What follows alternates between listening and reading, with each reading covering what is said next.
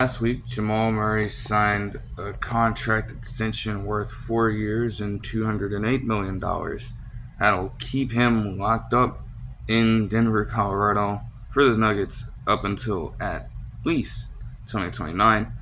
And it makes a lot of sense when you think about it. He's coming off a regular season that aligns pretty well with his typical performance in there. And as a matter of fact, when you look at his numbers on a per game basis from last season, he was one of his better ones, you could argue. He averaged the same amount of points per game with 21.2 that he did in the 2020 regular season, which would obviously lead to a breakout year for him. He averaged better efficiency from the field, 48.1, and from the three-point line, 42.5 last season as well. Also had 6.5 assists, which was 1.7 more than his average in 2020. So it was looking a lot better for him. Obviously, though, we know that he, compared to his playoff performance, especially after what we all witnessed in the bubble and in the years that have followed, we know he is a playoff riser. We saw it if he wasn't injured at least in 21. And obviously Jokic faces off against the Warriors. They lose that series. Jamal Murray certainly would have made a difference, and that was displayed the very next season in the 2023 postseason when they make the run for the finals and get the NBA championship against the Heat. If it wasn't Jokic just getting buckets down the stretch, they were leaning on Jamal Murray to perform, and he certainly did that. So you expected more of the same in 2024, and to be honest, he had some vintage moments in the Lakers series. I mean, that shot leaning to the right corner of the court against Anthony Davis to win that game early on in the series was tremendous. No question about that. And they won that series pretty handily, but he still had some lackluster performances in there. For a point in time, he would not shoot efficiently in the first half at all, but then he would come alive in the second half. Now, the Lakers are so porous that you could get away with that. But coming into the second round against the Timberwolves, let's just say that things did not fare out that well for him in this series. I mean, overall, the numbers are, he dropped off. Let's just call it what it is.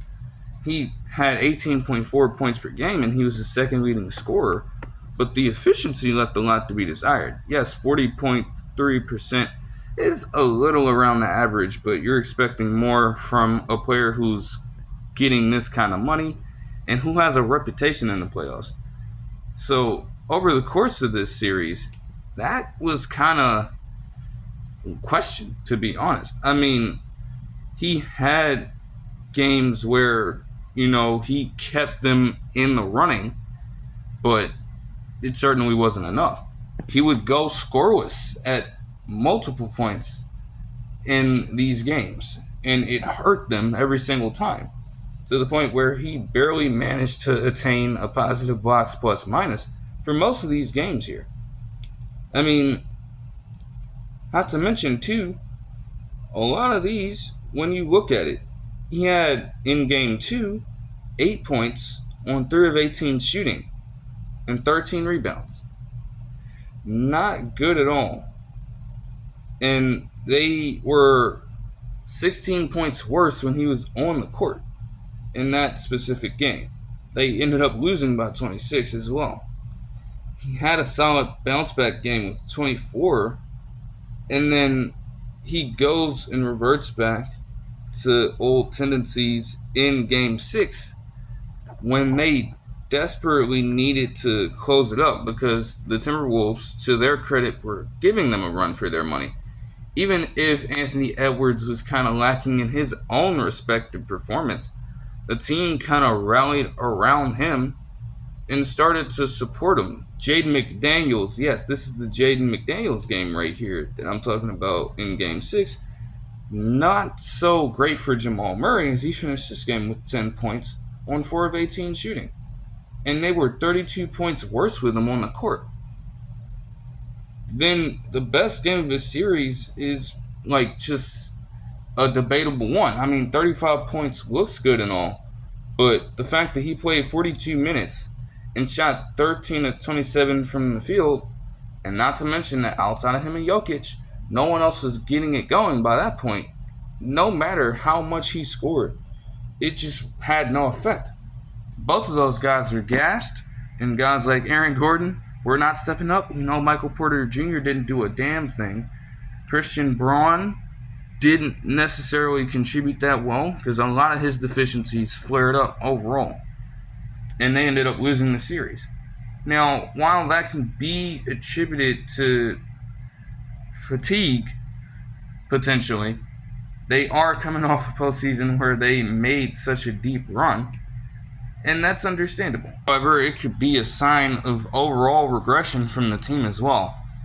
Not to mention the fact that you lost some key pieces, like Kentavious Caldwell-Pope over the course of the offseason, and you were going through that when he was there. So things could fare a lot worse. And let me tell you, if you're Jamal Murray, or Nikola Jokic for that matter, you don't want this to be a sign of things to come.